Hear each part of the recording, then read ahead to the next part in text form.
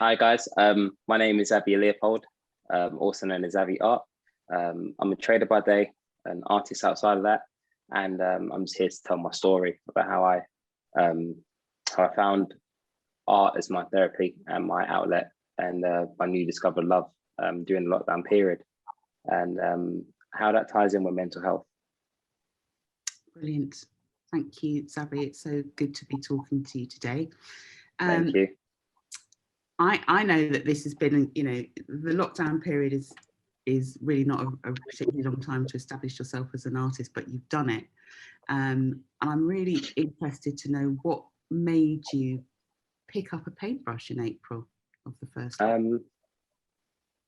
Just literally, there's not much else. There wasn't much else to do not much else for me to turn to. And I guess when you move from working in the office to working from home, outside of that, you typically have a social life. Having no social life and not really having anyone really, like when I'm at home and like solo, it's just difficult to express yourself with others, and you turn in. Yeah.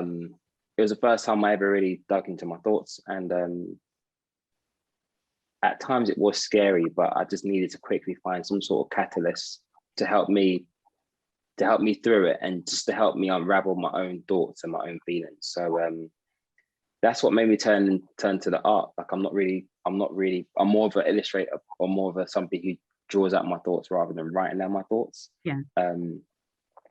And I just took what I had, as whether some people might have seen it as some sort of talent. I just saw it as just doodles, and I just thought, how can I make this work for me? When I had my therapy sessions prior to lockdown, I used to doodle in the class all the time, and the teacher, the therapist would typically ask, why do you do that? And I was like, well, it's just me.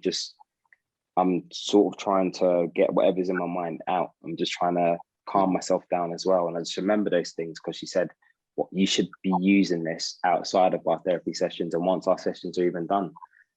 So that's how that light bulb moment. Okay, so there was a pretty inspirational therapist in there somewhere that helped create that spark. Okay, well, thanks to her. That's really good. So using it as a tool to kind of, work out what's going on inside you during a period which has been dark and confusing for everyone. You must have been pretty prolific in that time. How much work have you created, do you think? I lost count, to be honest with you. Wow. But I think I probably had, from my old collection, I had 28, and of my new collection that I started more or less the day after the last day of my exhibition, I believe I might have maybe 15 odd. So roughly speaking, I'm not gonna do the quick maths right now, but roughly speaking, probably edging towards 40, I would say. Okay, and in about a 13-month period. Yes. That's extraordinary. Yes, 13-month period.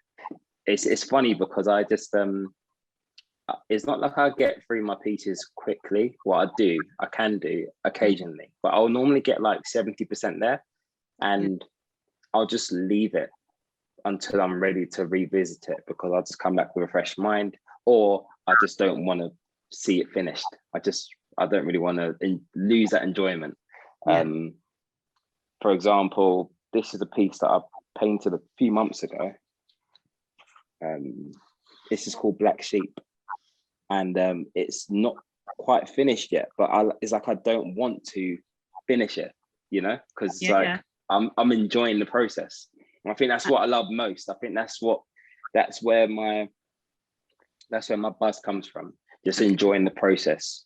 It's lovely seeing the finished product, but what is even better is that you'll see the finished product, but I know what it looked like at each and every step, in each and every stage. If I was to show you how the drawing of this looked, or the sketch of this looked, or how it was when the background color was a completely different color, it's like my little, every piece has a story, and that story relates to me, And that's really interesting. So what would be really good to understand is that process that you're talking about, that process of sort of, it sounds like a bit like you're layering up the next thought, you know, so you start with a thought and then you're layering up the next thought with the different, you know, whether it's color or whatever. It would just be really interesting to hear a little bit more from you about how that works for you. So you go away and you come back.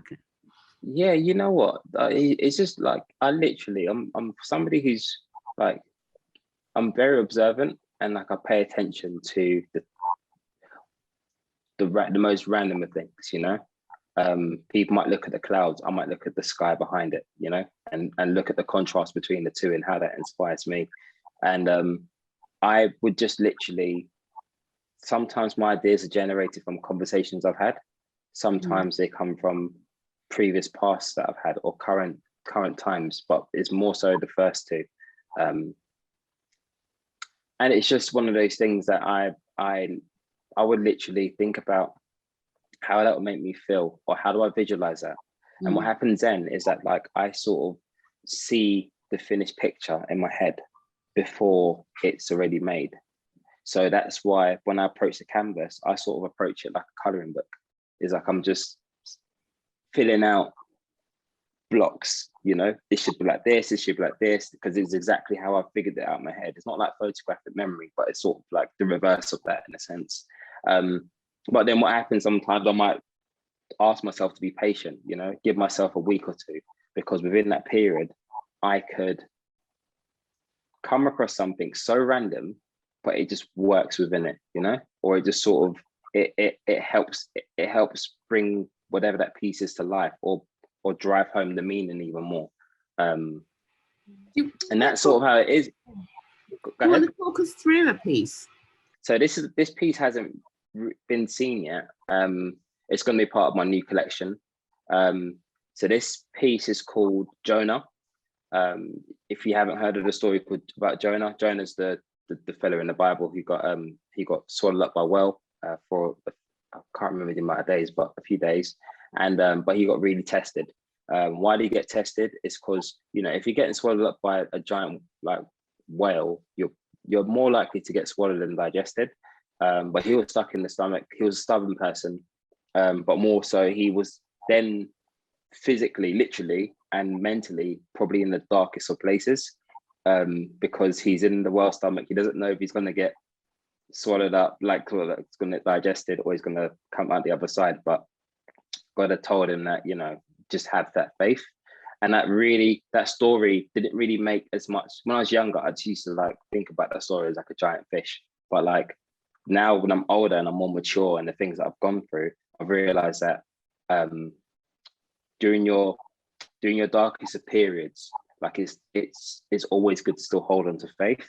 Not even from whether that's from a religious standpoint or non-religious standpoint, I think the principle still stands, especially during the time where we've all probably seen that the pandemic, there's been more than just Corona in this pandemic. I think there's the other big pandemic that people probably are aware of, but not really realizing the amount of damage it's caused, is your mental health, you know? So as we continue, I know we're never going to appear where lockdown's easing and stuff like that, but sometimes people find it hard now to readjust and to get back to basics, or they're just stuck in that place, that horrible place that they don't want to be in. But this piece is just, in a sense, just to have a message to say, you know, have faith. You might not be able to see it properly because of the lighting, but it's got Jonah in the middle, and it says faith on there. Oops.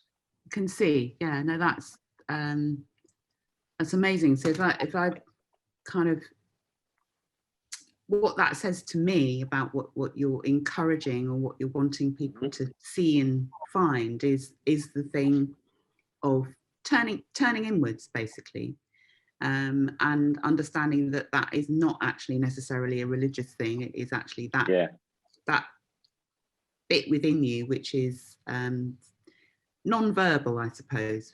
It's exactly all of the messages that you get about yourself and the world. It's just that deep place within. That's a really strong message. Thank you. So this piece here is called Reborn. So you may have seen this piece in my BBC feature. And I think this was the first piece that I made after my exhibition. Why it motivated me to make this piece is because I think during the process of preparing for my exhibition, during the process of preparing for the mission I want to carry out from a charity perspective and the awareness I want to drive home, I think I really gave it my all, and I gave it like 110% to the point where during the period of my exhibition, I had lost a bit of weight. I was really tired. People can see it, but they can see that I was still standing. I was giving it my last bit of energy. And after the exhibition was done, granted it being emotional, when I was looking back and I was reflecting, my sister and a few friends of mine and my mother helped me de-rig the exhibition. And it's something that my sister said. She said, I really feel like you've evolved as a person, you know, and you've matured, and it's almost like you've been reborn. And I agree with her. Like I've embraced, even up until the point of my exhibition, I didn't really embrace myself as an artist. You know, I just thought I'm a trader, but I just happen to paint. But then actually embracing my artistic ways, and the things that I had achieved didn't really sink in until afterwards. And it just changed my whole perspective on things, how I approach things, how I look at things, how I care for others, and how I look at what matters to me. So I really felt like I was reborn. And the first thing that comes to my head when I think about being reborn is a phoenix. So this is actually a self-portrait of myself. This is my new collection. So it's like a self-portrait of myself, flying with a baby phoenix, even to sort of also emphasize even more the idea of being reborn. And within these feathers, he has the Nazir, like the evil eye in there, so dotted around. And that's obviously to sort of express the idea of protecting yourself from bad energy and allowing that person to receive good energy.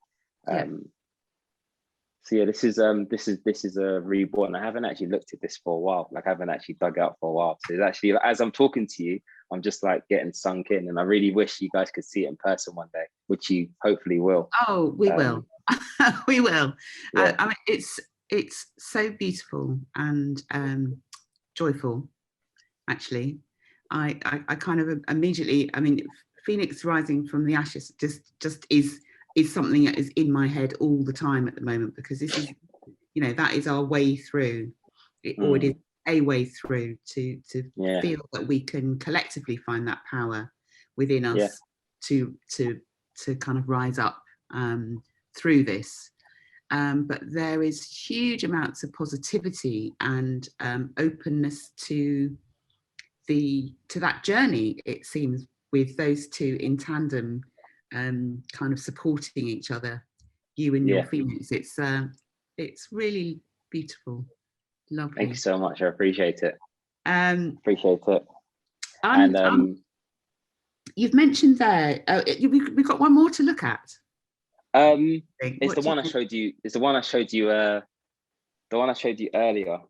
I'm not sure if it will it come up in here. The black sheep. The black sheep one. Yeah. The black sheep one. Yeah. This one isn't finished yet. So you guys are actually seeing this first. So this one isn't finished yet, and this is just, in a sense, again, it does play a big part it does play a big part of who I am, or who I've learned to be, in a sense. Since a kid, I've always been somebody who's had a slightly different interest to everyone else, a slightly different behavior or humor to other people, and I would always consider myself being upset because I was always like the odd one out, you know. While kids were playing cartoon, while kids were like watching cartoons, I used to be really interested in like other things like Disney, like Discovery Channel, or like Animal Planet. Or while the boys were playing football, I wasn't interested in that. I was more interested in just creating things, and you know, like drawing still like still things like plants or trainers, or you know, or maybe even drawing cartoon characters like Dragon Ball Z and stuff. But And as I got older, the same thing. Like I just always noticed that my interests or how I am was always considered a bit weird, you know. But later down the line, you realize that, you know, the black sheep sometimes, or most time, if not all the time, will always win if they embrace themselves, regardless of how they're perceived. So you got a black sheep here amongst all the normal sheep and stuff. They've all got smirks on their faces or just giving him a look. It's almost like in a collage with like a mocha backdrop. And that's all it is to this one. It's just for those people. I'm sure I'm not the only one who feels that they're an outsider, and that's the word I'm looking for. I always felt like an outsider, and but I've only learned like recently that I've always done my own thing, and I think now more than ever, it's just important just to stay true to you. I mean, I think, you know, absolutely. And the other thing that I hear in that is you can see the fear in the white sheep in your picture, because of your difference, because of your bravery in being different. You know, there's a bit of spot on. I wish I could be as brave as to be that black sheep, you know. That's a great message to be sending out there. Thank you, appreciate it. So tell us about the mission, because you mentioned that before when we were looking at the Phoenix. Tell us about the mission, what you want to do with this, because so the mission in a sense covers quite a range of things. I'm really looking at social topics or situations that we find ourselves in that could do a bit more of a push or a bit more awareness around it, whether that's going to be directly or indirectly. So I started off with looking at mental health, because that's something that's close to my heart, and more so looking at mental health within, like, in a sense, the Black community from Afro-Caribbean backgrounds, who, whether they got too much pride to even understand or to even accept that they might be going through things that might be affecting their mental, and just making people aware that there are organizations out there that are actually putting themselves on the front line to help and to support, and those facilities are there. Should there be, people understand or get to understand these organizations and contribute to the cause to help them carry out their mission. So I looked at it from a perspective of, I'm in the world of banking and finance. I have relationships within my industry. They have charitable budgets, in a sense, to help, and they want to be involved more within the BLM movement, especially from last year. So I thought it would be good to, in a sense, have people, not in a sense put their money where their mouth is, but contact these people and saying, look, I have a great cause for you guys to be involved in, or at least to know about, should you need them later down the line. So bridging that gap between underprivileged people in the Black community and the world of finance, who have sufficient funds to make an impact that might not necessarily hurt their pockets, but it will definitely have a tremendous impact and a ricochet effect, especially within our community. So that's one step. But then the second step is actually paying more attention to the youth and the next generation. So one of my main things is I always want to make sure that whatever I do on this earth, I want to make sure that I leave I have some sort of impact or positive impact that not necessarily makes a change in this generation, but something that will have a snowball effect for generations to come. For example, the donating under £65,000 for Black Minds Matter, or raising that many donations for Black Minds Matter could help families who can then provide a healthier upbringing for the next generation. So now I'm looking at from a wider perspective and just youth, not just Black youth, but looking at youth across the board, and especially in London. We see some really traumatic things, and it's not normal as well during the lockdown period. It's not normal for a child to be locked in their house, learning from home, playing from home, always being on their phone at that point, or their iPads on, you know, it's not normal for those things. They need to be outdoors. They need to be adventurous. They need to express themselves. These are all forms of things that are good for your well-being. So my next step is to look at how we can put plasters on these kids' legs, you know, or elbows, or like not physically, but like putting plasters on their state of mind, in a sense, and giving them the right tools to bounce back, as we're hopefully, touch wood, got loads of wood around me, how we can use that to help them, in a sense, readjust. Like, that's the hard thing about it. Like, I've got a few godkids, I've got younger siblings and younger cousins, and there are a few that I've heard are having a tough time, but kids find it hard to articulate themselves. They don't really know how they're feeling. I found myself most of my youth bottling up a lot of things, which is probably what affected me later on in life, coupled with other things happening in my life. So my next step is I'm really pretty much want to be an advocate for mental health for kids. I've been collaborating, and I've been an advocate for a charity called A Place to Be. So they're a recognized charity, but they do a lot of great things within schools and even outside of schools, and they're running a good campaign as well, doing the mental health week, which I've been involved in. But I just want to pay attention to people like that, or like charities like themselves, who are actually providing the right tools or have the right idea on how we can make an impact, you know. And I don't believe it's something that, you know, I want to do alone. And that's the reason why, you know, I want to have further conversations, medium to long term, with organizations, and see how I can help using my voice and using my platform. It's a bit like trying to get this on everybody's agenda, no matter what perspective you're coming from. You know. Yeah, exactly. For real. You know, young people are the kind of, you know, they are the future of this world that we have. You know, older people have managed to break quite considerably, and I get it. You know, in the past, I've got 3 boys, and I think, you know, the generations that have just, you know, just reaching the kind of, you know, mid-20s now, they've had a really, really, really hard time, all of them. You know, we shame on us if we're parents over 50. Shame on us, you know, because we have created not even.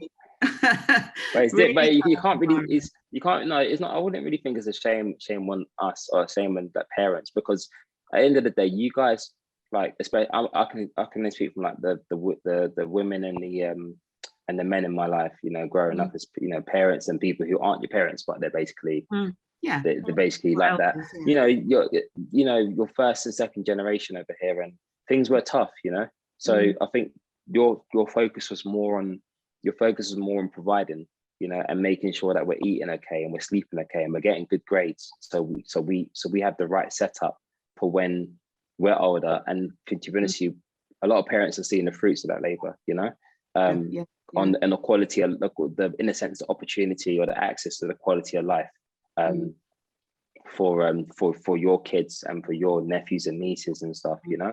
So I wouldn't even say it's a thing where like shame on you at all. You did what you had to do. Unfortunately, it's not easy. It's not easy in London or in the UK or in the States. So, you know, you made what you call a sacrifice, and we have the right tools now, and we're probably more aware and more awake to change the narrative. And I was going to say, there is that thing, isn't there, of how we are expanding and evolving as humans, and I think each generation has a different level of awareness based on their lived experience, you know. So exactly. So I mean, and on in regards to the last thing as well, you know, I did a few workshops, did three workshops with primary schools under a program under the that's comes under the Xavi Art community arm, which is basically where I allocate my charitable time, and in a sense my mission statement and stuff, and so that was really helpful.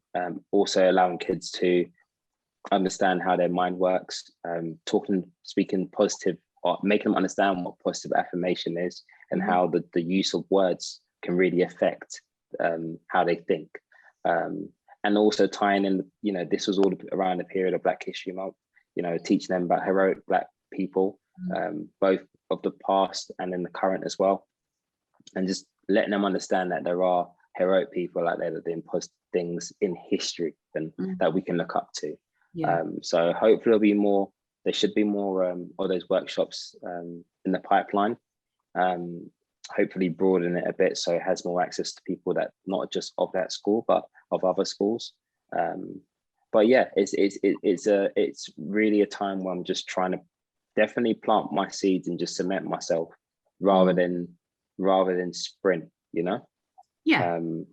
With these things can take a whole, these things might not come into tuition until, you know, until I'm satisfied with, you know, raising awareness for my next mission, which is mental health for kids.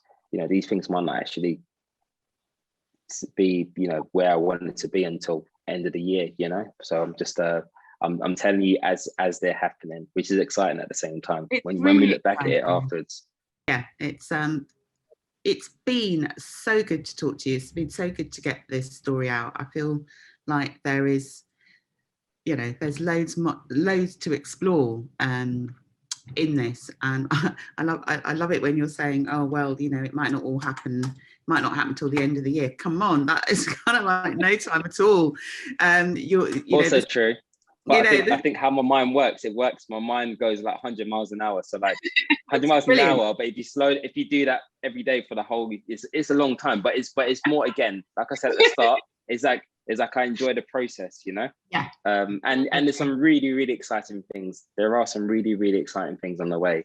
One or two things I'm not allowed to actually disclose it just yet, you know, but like they're tying into what we're talking about, and it's going to be, it's when it happens, it's going to be exciting. And again, it might be a part of the promise that I made to myself and influencing the next generation and potentially generations to come. So well, come back and talk to us when you have exciting things to tell us, please. Definitely.